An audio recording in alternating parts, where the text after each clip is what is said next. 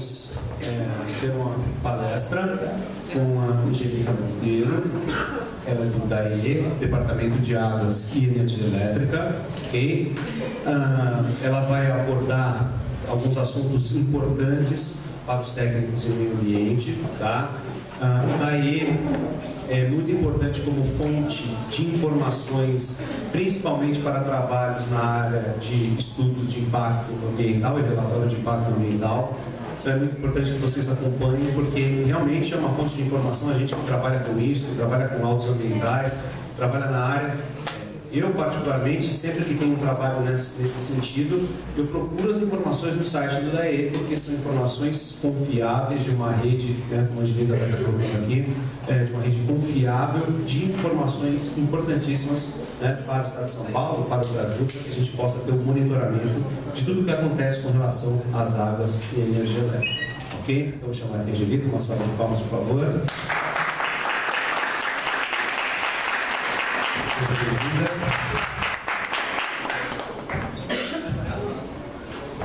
Boa noite, né?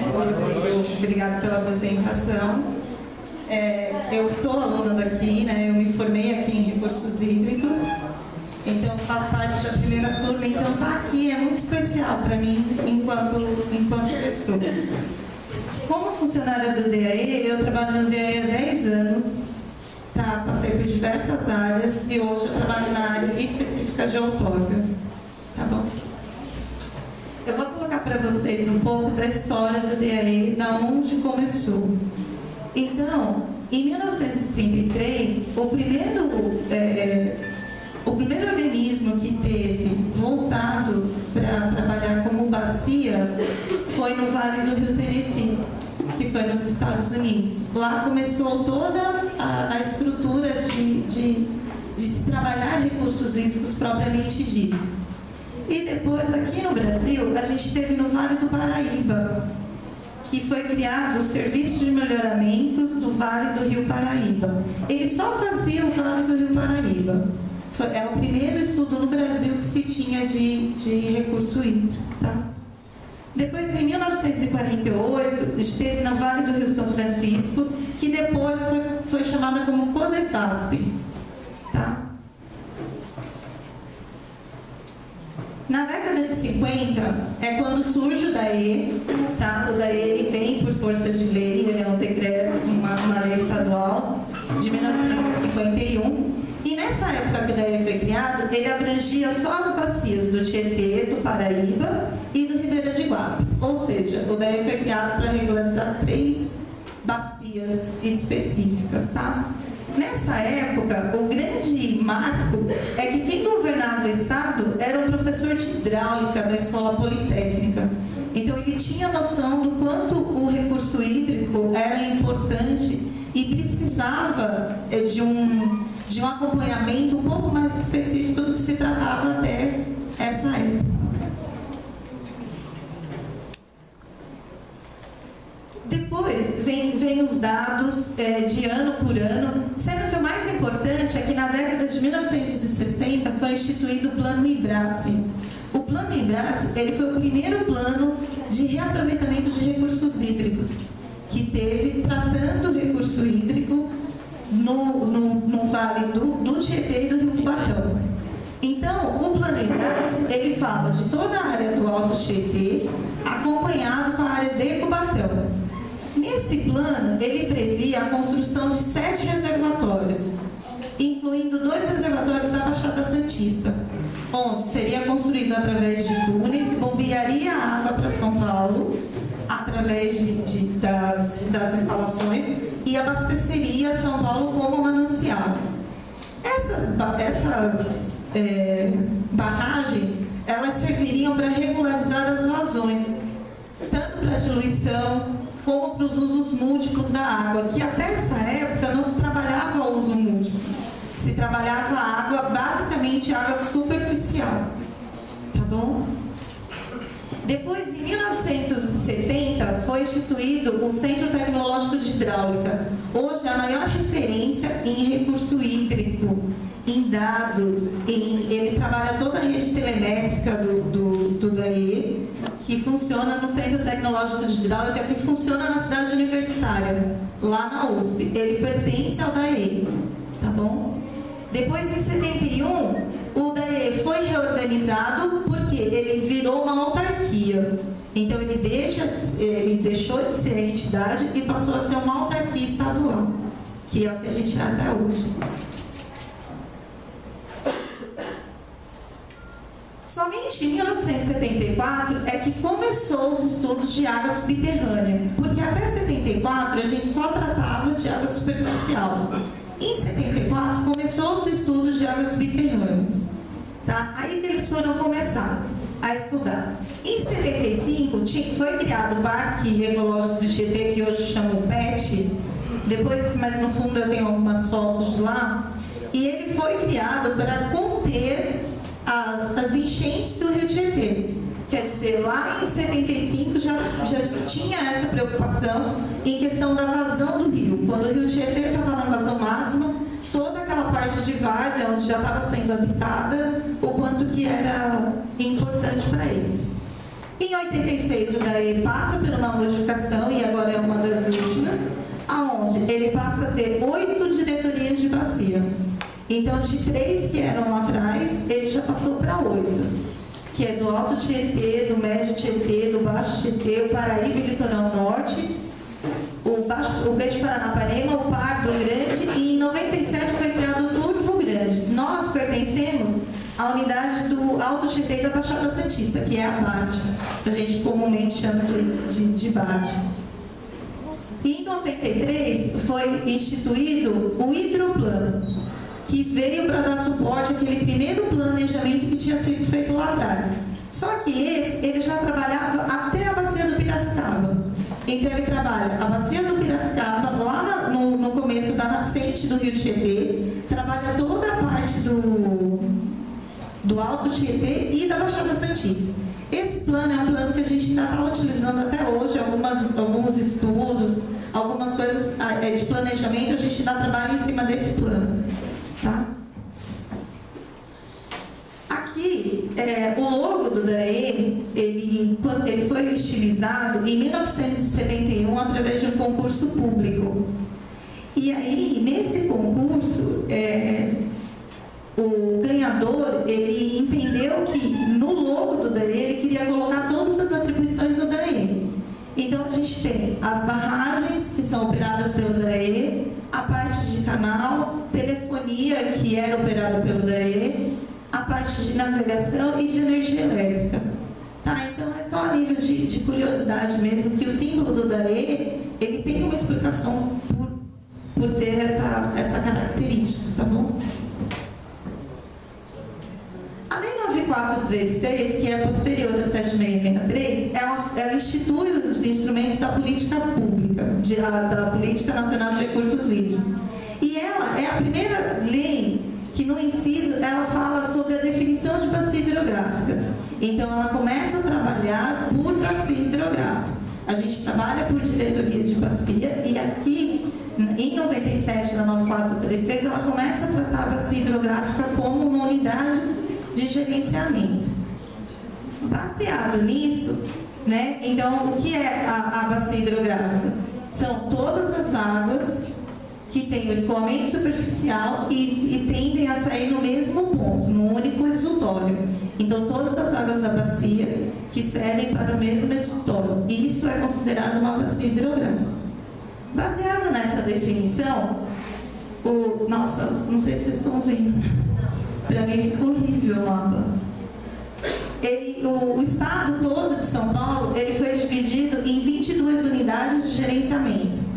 Então, são 22 UGRs que a gente fala, são as unidades de gerenciamento de recursos hídricos. Essas unidades, elas trabalham independentes entre si, em cada organismo, e ao mesmo tempo interligadas, porque fazem parte de uma bacia um pouco maior. Aqui, as sedes do DAE. Então, o DAE, ele é um órgão que ele abrange todo o estado de São Paulo. Tá? Então, nós temos sede desde Jales, lá no extremo, até Cananéia. Tá? Então, a gente pega todas as unidades. Ou nós temos unidade de de diretoria de bacia, ou nós temos unidade de serviços e obras, ou a gente tem o centro propriamente dito, que é os de estudos. Por exemplo, ali ó, em Araraquara, ele é o Centro de Estudos de Águas Subterrâneas. No DAE de Araraquara existe um museu lá que tem toda a parte de estudo que foi feito de águas subterrâneas. E referencial de águas subterrâneas é no DAE de Araraquara. Lá, ele funciona também o Centro de Referência do Aquífero Guarani. Tá? Então, lá tem muitas informações a respeito de águas subterrâneas. Então, se dividiu, vira a UGRE maior, que é a do Alto Tietê, e pode passar. E a nossa aqui, que é da Baixada Santista. Nós abrangemos 9 municípios, né? De Peruíbe até Bertioga. Nós temos nessa costa 82 praias, tá? Nessa costa da Baixada Santista, e é onde a unidade do DAE daqui de Itanhaém, ela atende os 9 municípios da Baixada Santista. Diante dessa proposta de que o DAE foi criado, ele tem a seguinte missão, que é planejar, implantar, operar e monitorar a infraestrutura hídrica do Estado de São Paulo. Como fazer isso? Sendo reconhecido como autoridade técnica da infraestrutura hídrica do Estado do Rio de São Paulo. E qual foi a estratégia? É trabalhar através de programas integrados entre as secretarias, entre as unidades que têm os benefícios, que têm os municípios que são beneficiados, que tem a CETESB, a SABESB e as secretarias que estão envolvidas com o uso do recurso hídrico.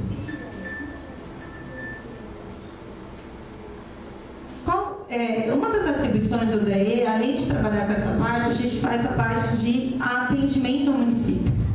Tá? Então, como que o DAE ajuda os municípios? Né?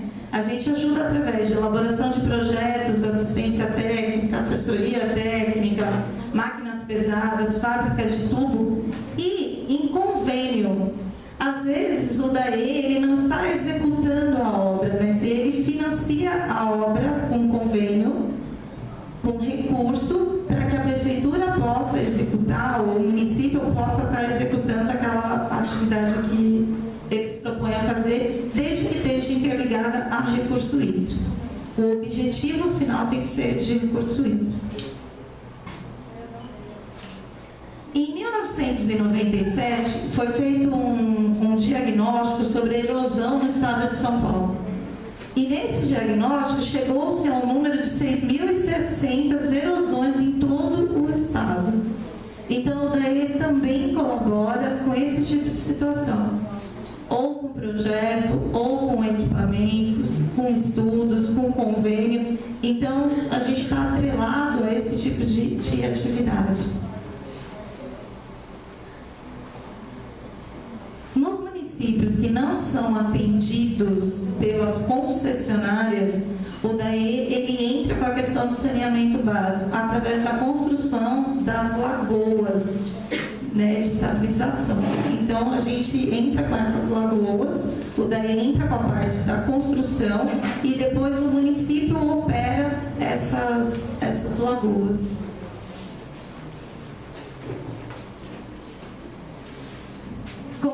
Como eu tinha colocado lá atrás, né, só em 72, aí foi feito todo um mapeamento de todos os poços que já estavam perfurados, tá? Através de estudos hidroquímicos, hidráulicos, para a gente conseguir chegar do que a gente estava falando, qual era a finalidade.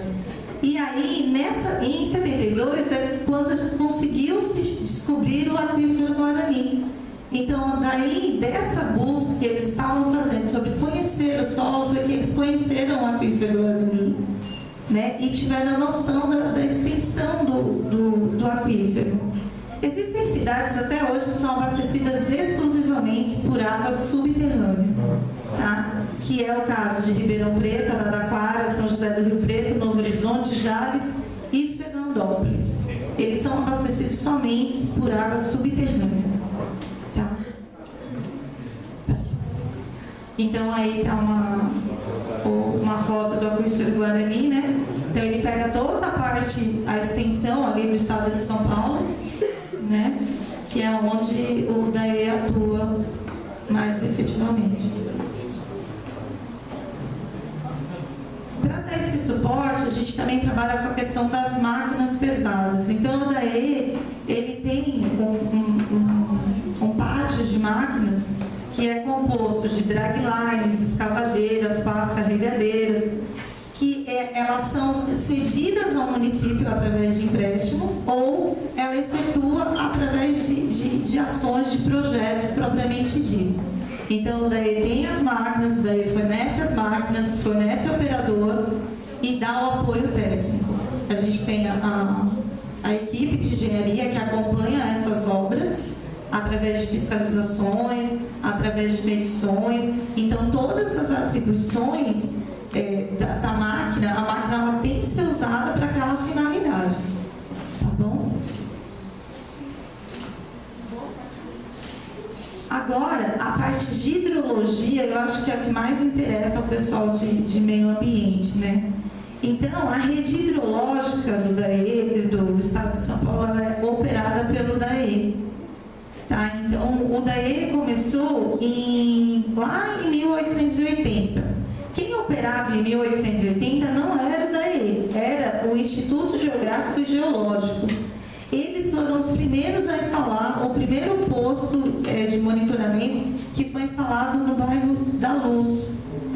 Então, de lá, eles implantaram essa primeira estação e daí começou. O DAE só veio assumir isso daí a partir da existência do DAE. Como ele vem com a missão lá de trás, que é de implantar, de monitorar, então ele ficou operando essa rede hidrológica. Ó, aqui é uma foto dos primeiros, né, do Instituto de 1880. Então, são uma das primeiras fotos em que eles trabalhavam, né? Então, começou-se muito pouco, muito pequeno. E hoje a gente é uma rede que cobre a maior parte do estado. Então, hoje, ó, nós temos 830 postos de monitoramento, sendo que desses postos, 600 são de pluviometria, 150 são de fluviometria, 50 piezométricos e 30 pluviográficos. Antigamente, o DAE ele também fazia parte do hidrometeorológico. Hoje a gente não faz mais. Tá? Quem opera essa parte hidrometeorológica hoje é o Instituto Agronômico de Campinas. A gente ficou mesmo só com a parte de hidrologia mesmo. Como que era feita essas medições, né? Os pluviógrafos e os equipamentos, hoje, eles já são operados, alguns, até via modem. Então, ele mede a vazão e já passa o dado automaticamente. Só que, nessa época, ele não tinha isso. Então, você precisava ter a pessoa de campo que vai lá e faz a medição.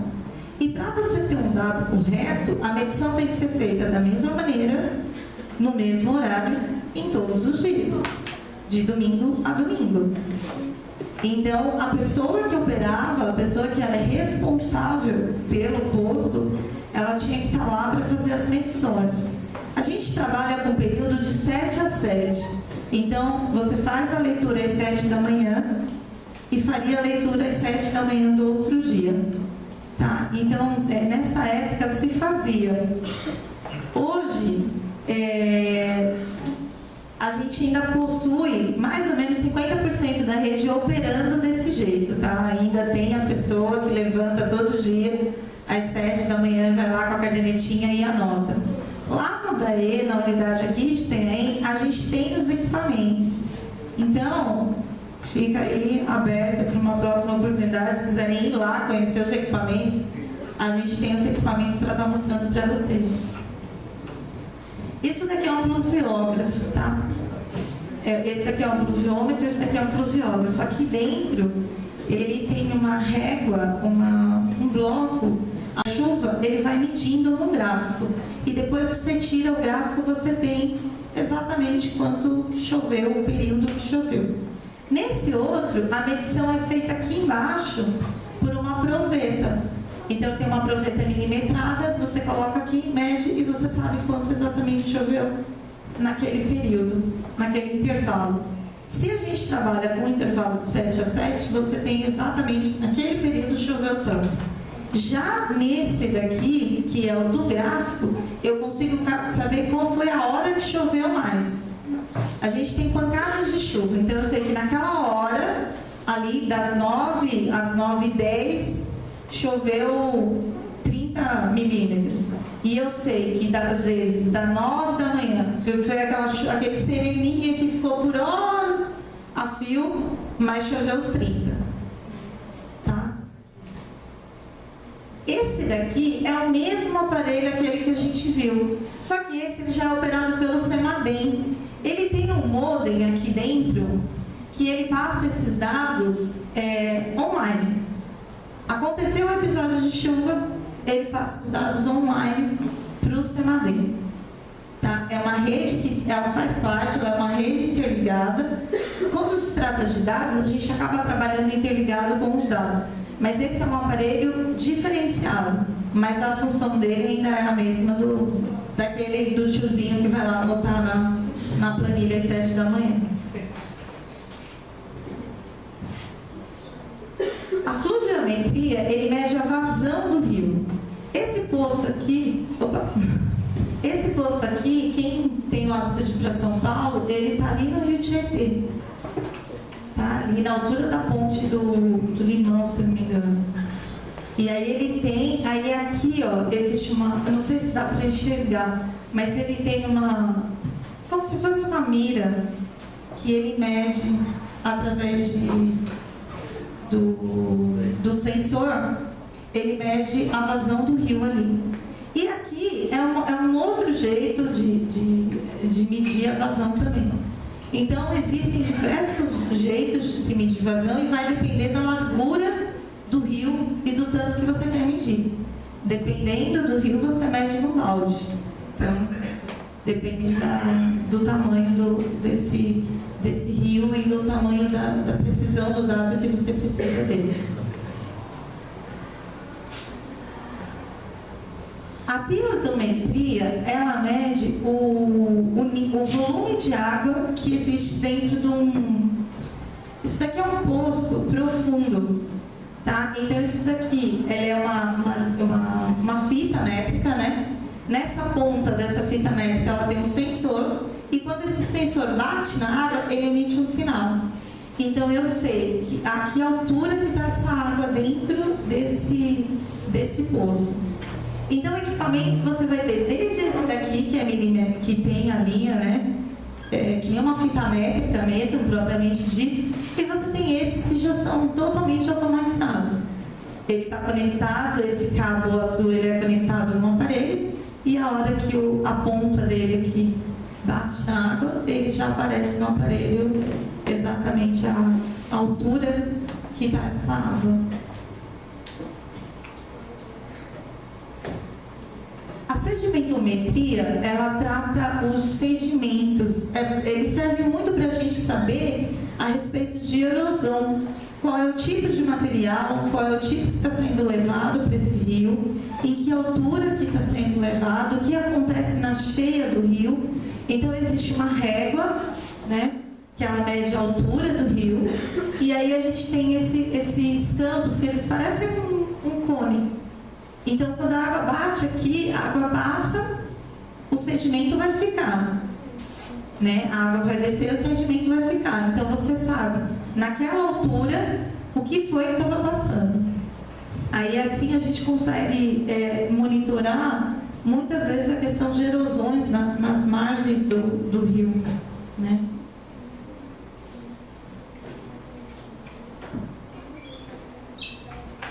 E isso os postos hidrometeorológicos. Esse posto é um campo que tem lá na USP. Então, além dos dados de pluviometria que ele tem o de calor, né? Aqui dentro dessa casinha aqui, existe um medidor que ele mede a radiação. Então tem uma régua, né? E como se fosse aquela brincadeira da lupa. O raio passa e ele vai queimando. E aí você tem a extensão do sol naquele período do dia, né? Tudo isso que eu falei para vocês está no site do DAE, tá? Nesse link aqui. O site do DAE está com essa cara agora por causa da eleição, tá? Ele tem uma cara diferenciada fora do período da eleição. As informações elas vão estar desse jeito? Talvez não, porque normalmente essa barra ela está aqui do lado. Mas toda essa ela tem logo na primeira página. Entrou no site do DAE, ela está na primeira página. Toda essa parte ela está aqui em hidrologia, tá?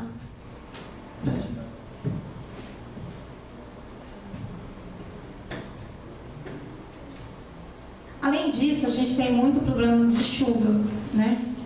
As chuvas intensas. Então, para que eu preciso saber? Eu preciso saber toda vez que eu for dimensionar alguma obra. Então, a gente trabalha muito com período de retorno. Então, você vai dimensionar uma obra, você precisa saber quanto tempo aquele evento de chuva ele vai acontecer de novo, né? Para mim saber a altura da ponte, para mim saber a largura, para mim saber como eu vou implantar aquela obra.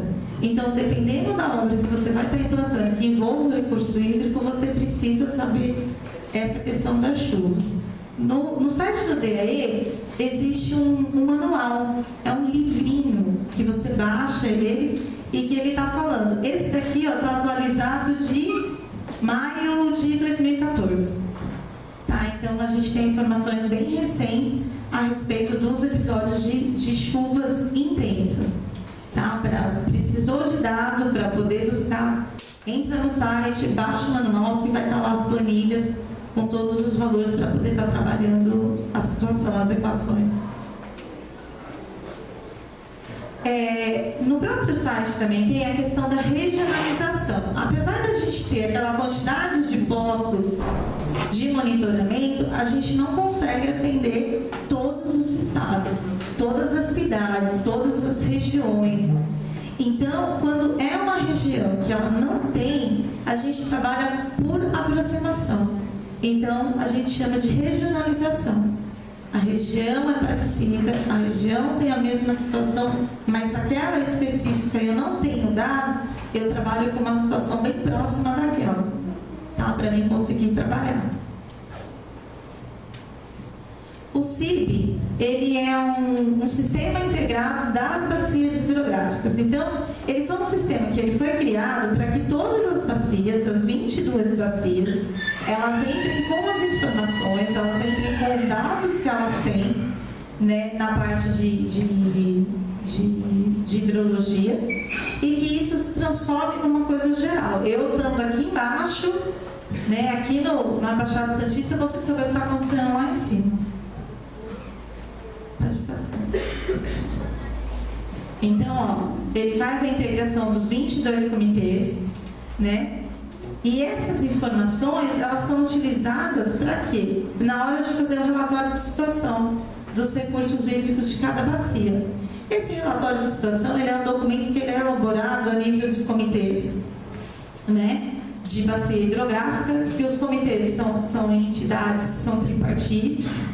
Então, tem representantes do município, do Estado e da sociedade civil, que eles são responsáveis por estar colocando essas informações dentro do sistema. Ela tem um padrão de informação, um padrão de se entrar com essas informações no sistema, que ela serve para que os dados sejam iguais, né, para que todo mundo fale a mesma língua. Então, você só consegue entrar com a informação de um único jeito. Existe um padrão para que isso seja colocado dentro do sistema.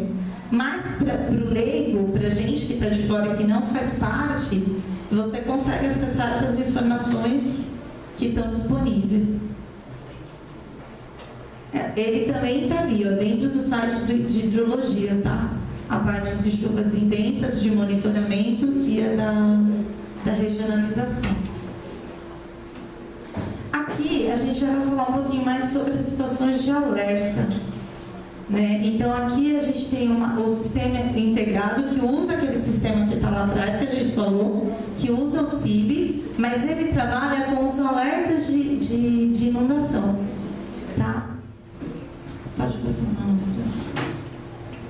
O monitoramento, ele chama pelo SAISP, tá? Então, esse SAISP, ele é operado por quem? Ele é operado pelo DAE através do radar, essas informações, e aí existe um alerta. Quando vai haver algum episódio que o radar já detectou uma quantidade de chuva muito grande, o SAISP emite os alertas. Esse SAISP, ele está disponível na internet, tá? Então, você entrou lá, www.sasp, ele já vai abrir o link, e se tiver um episódio de chuva acontecendo naquele momento, ele já dá os alertas, qual é a região, qual é o lugar que tá chovendo mais, ou que está em alerta, né? Ele se separa por situações. Esse é o radar, tá? Esse radar fica na barragem de Ponte Nova, no lado da DAE, a unidade da DAE. É bem interessante também, é um lugar que está aberto à visitação, é só preparar, ir até lá, tem os técnicos que trabalham lá, no radar, que eles estão disponíveis para estar explicando como que o radar opera. Agora a gente está com outro radar que eles estão instalando, que opera numa outra banda, e ele tem uma precisão um pouco melhor que essa daí, mas eles estão operando em conjunto ainda. Essa é a imagem que é gerada pelo radar, tá? Então, o raio de abrangência do radar, onde o radar consegue pegar, né, toda a parte das bacias, né? E lá em cima, ó, quando você entra no site, ele já dá o relatório de evento de chuva. No dia 2, de tal hora até tal hora, o que aconteceu, né? Então, ele emite, atenção, na região do tal, ele dá por região de São Paulo, tá? Aonde o radar abrange a extensão. Pode passar. Ó, aqui é uma outra imagem agora com a chuva, tá?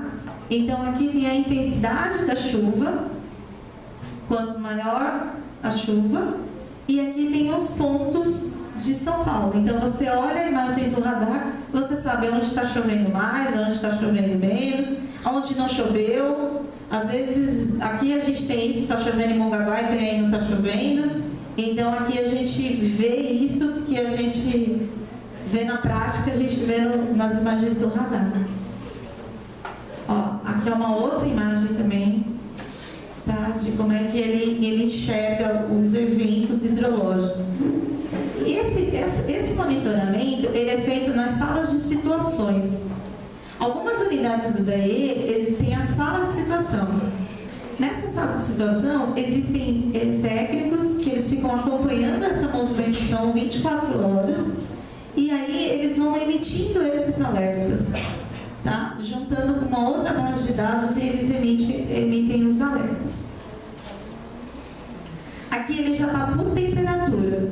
Então, ele sabe a temperatura da nuvem, tá? E qual é a possibilidade de chover ou não. Tá bom? Ele está aqui, ó, no próprio site do DAE, só que agora ele está aqui embaixo, o radar meteorológico. Tá? Ele entra com essa parte das informações. Eu vou falar agora sobre um serviço do DAE, que é a outorga. O que é a outorga?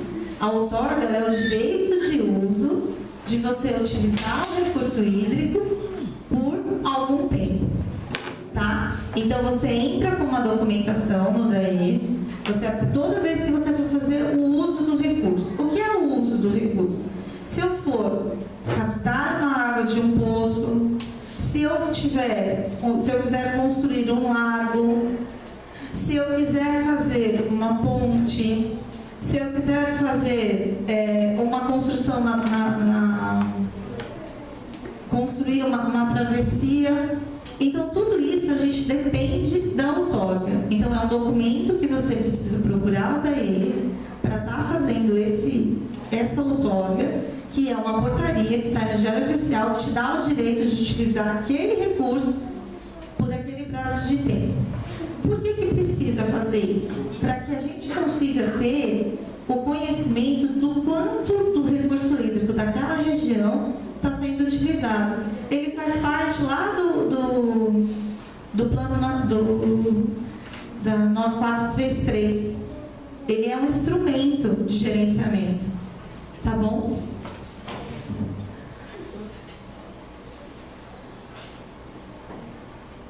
Quem tem que pedir outorga, né? Na implantação do empreendimento, na execução de obras, na derivação de água de curso e no lançamento de efluentes.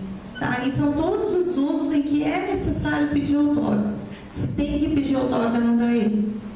Você pode fazer sozinho. No site do DAE tem todas as documentações, passo a passo, o que precisa apresentar para você conseguir regularizar. Tá bom?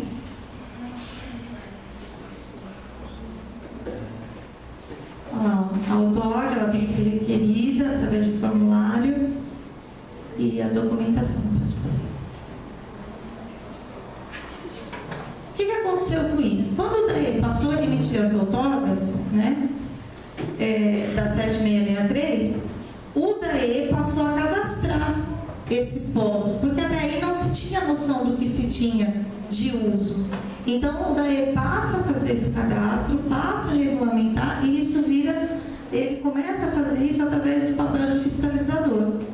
Então, foram através de várias campanhas, de porta em porta mesmo, de reconhecer, de fazer, de pegar o usuário na mão e de fazer mesmo o registro dessas captações, para que a gente consiga hoje ter uma base de dados confiável quando a gente vai trabalhar em qualquer questão de preparação de relatório, de equalização de serviço. Tá bom? Aqui, esse daqui está no site do DAE, e aqui a gente consegue pesquisar todos os usos por município, por bacia. Eu quero saber quantos poços tem aqui em Itanhaém. Eu consigo saber? Consigo. Eu entro ali, eu entro no site, clico nos usos por bacia, escrevo qual é o meu município, e todos os usos que tiver otorgado, ele vai aparecer. Eles aparecem em forma de tabela. Tá? E aí, dentro dessa tabela, dependendo da sua utilização, você trabalha esses dados. Ele está aqui, ó, em outorga. Tá? Então, todas essas informações, elas estão sempre dentro do próprio site. Aí aqui são onde entra todas os formulários que precisa, né, para fazer a outorga, os emolumentos, que são as taxas de pagamento. Dependendo do uso, você paga uma taxa, e dependendo do uso, você é isento do pagamento e é dispensado de outorga, desde que a sua utilização de recurso hídrico seja menor que 5 metros cúbicos. Tá bom? Aí tem o relatório dos usos, todo o treinamento de outorga e o guia para pequenas obras. Tá? Então, ele tem um guia, um manualzinho com todas as informações, tudo que precisa ser feito mesmo para estar utilizando.